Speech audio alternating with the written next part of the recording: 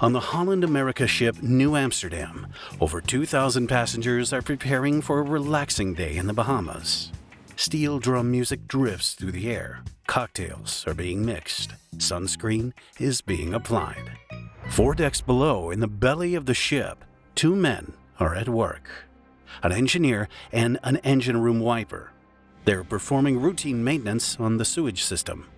Nothing unusual, just another day in the engine room.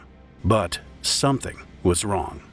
First, the men heard loud bangs coming from the other side of the room.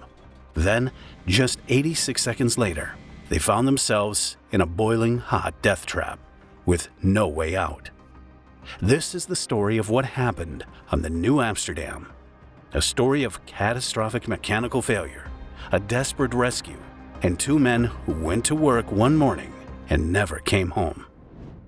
Built in 2010, the Nieuw Amsterdam is impressive. 11 passenger decks tower above the waterline. Below that, 4 more decks house the crew quarters and the massive engine room that powers everything. Holland America Line, the company behind the ship, has built a reputation on safety, tradition, and luxury, and is part of Carnival Corporation, the largest cruise company in the world. The floating city is kept alive by 6 diesel generators producing electricity. That electricity drives the ship's propulsion system and every other system on board. The air conditioning, the lights, the elevators, the kitchens, the entertainment, everything. But there's another system running through the ship. An older, more dangerous technology. The steam system. Steam has been used on ships for over 2 centuries. It's an efficient way to move heat from one place to another. On the Nieuw Amsterdam, the system operates at high pressure and 340 degrees Fahrenheit, or 170 degrees Celsius. The steam is generated in the engine room. When the ship's diesel generators are running, their exhaust gases are used to boil water. That vapor is then piped through the ship wherever heat is needed, to preheat the fuel oil, keep the passenger cabins warm, and the swimming pool pleasant. Below decks, the laundry and kitchens also use steam. But it's also dangerous. When water turns into steam, it expands to 1,600 times its original volume. And if that pressure is suddenly released, the results can be catastrophic. The pipes on the ship expand and contract as they heat up and cool down. If a long pipe carries the steam at 340 degrees, that pipe is going to get longer. Not by much, but by enough. If the pipe can't expand, it will fail. That's where expansion joints come in. A flexible section made of corrugated stainless steel. When the pipe heats up and tries to expand, the expansion joint compresses. When the pipe cools down and contracts, the joint stretches out. It's a simple solution to a complex problem. But the joints are more fragile than solid pipe.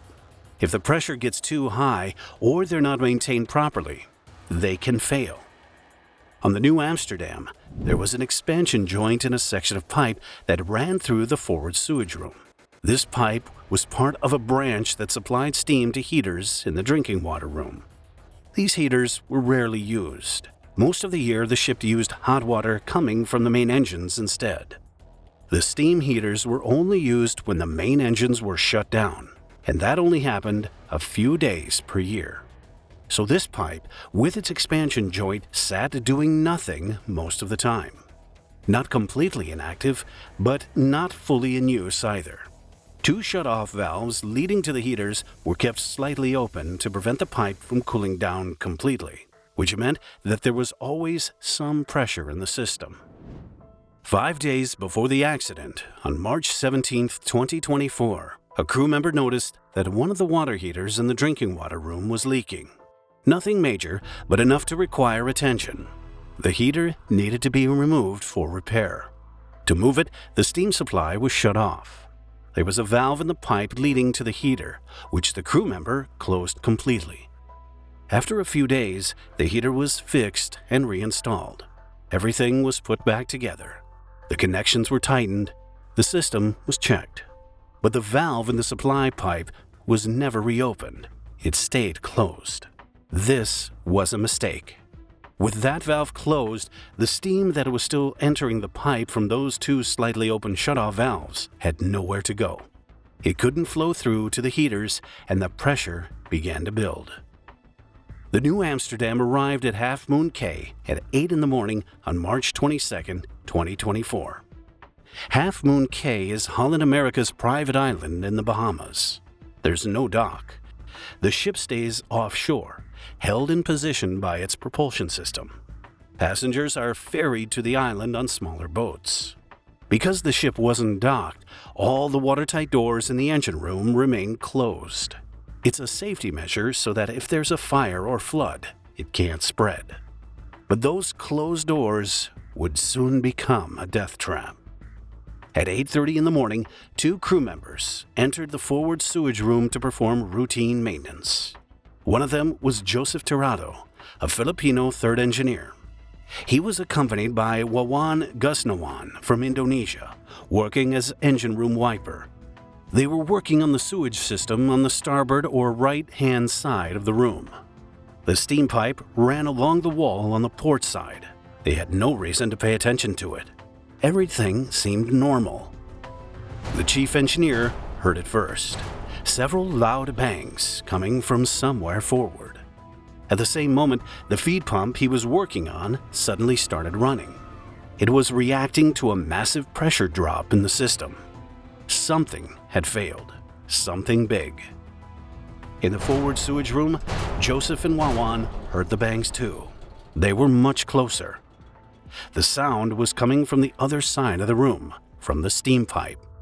Then, the expansion joint ruptured. Steam at 340 degrees Fahrenheit and 115 psi erupted into the room. In an instant, the air was replaced with superheated steam. Most likely, the two men couldn't see or breathe as vapor filled the room. Their skin and lungs would have been burning, and they only had seconds to get out. Joseph and Wawan ran for the doors. There were two doors leading out of the forward sewage room. Door 3 at the front, leading to the drinking water room.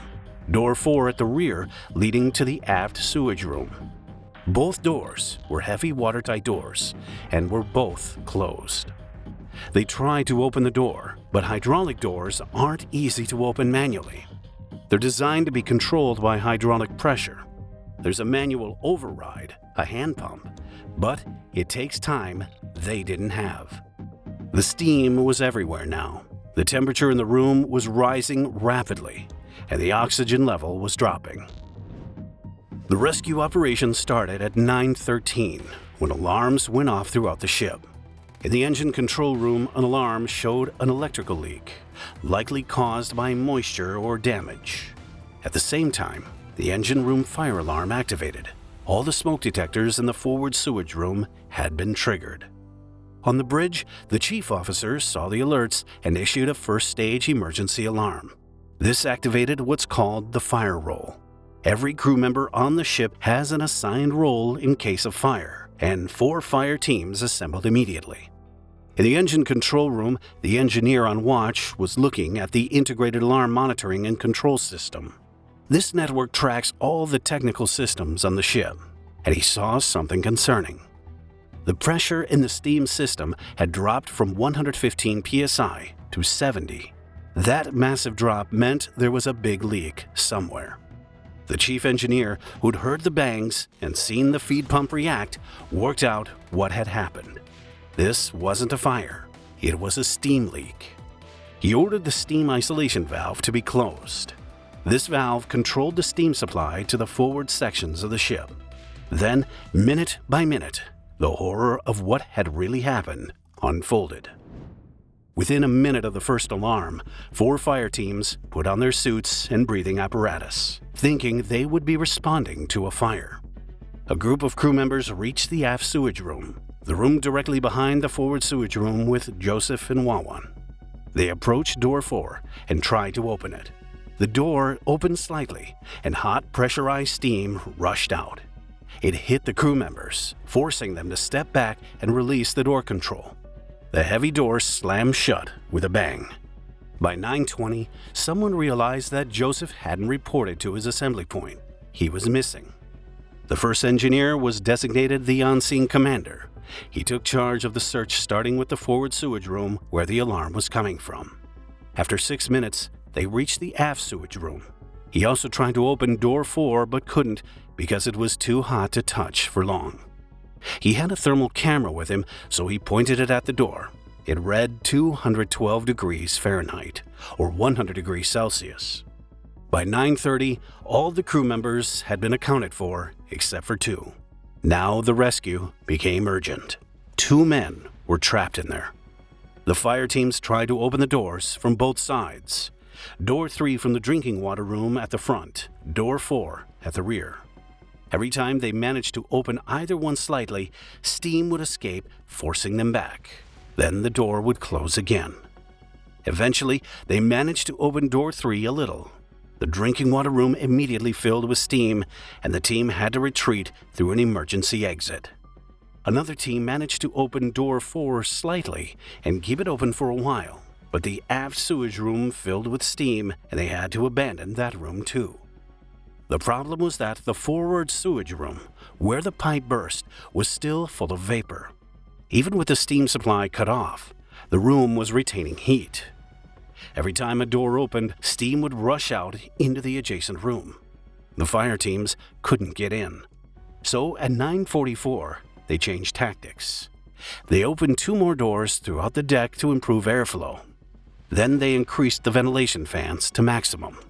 Once again, the fire team managed to open door 3 slightly, but again, they had to retreat. The minutes ticked by as they kept trying, and the situation grew desperate. The rescuers knew 2 men were trapped, and time was running out, but they still couldn't get the doors open. The hand pump that was supposed to open them manually wasn't working, possibly because the hydraulic oil had gotten too hot, or because the pressure wasn't building up properly. Whatever the reason, the doors wouldn't open. At 10:08, nearly a half an hour after the pipe burst, they finally managed to open door 3 completely. They found the first victim just inside the forward sewage room. He was near the exit, trying to get out.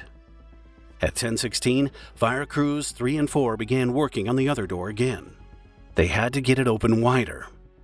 When they finally had it wide enough, they found the second victim. He had also been trying to escape.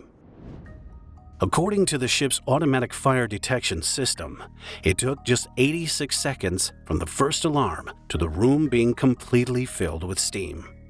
But how could things go so horribly wrong? To answer this question, an investigation was launched soon after the accident. Below deck, the damage was extensive. The heat was so intense that paint peeled off the wall and plastic smoke detectors and lampshades melted.